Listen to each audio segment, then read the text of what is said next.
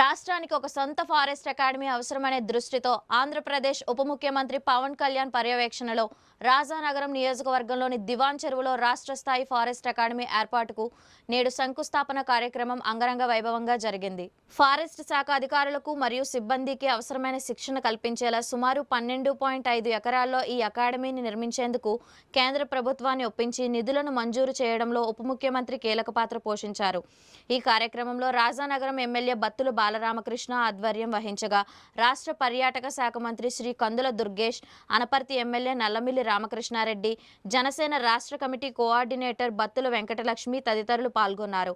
ఈ అకాడమీ ద్వారా భవిష్యత్తులో అడవుల పరిరక్షణ, వన్యప్రాణుల సంరక్షణ, పర్యావరణ పరిరక్షణలో మరింత నైపుణ్యం కలిగిన అధికారులు తయారవుతారని ఆశిస్తున్నారు.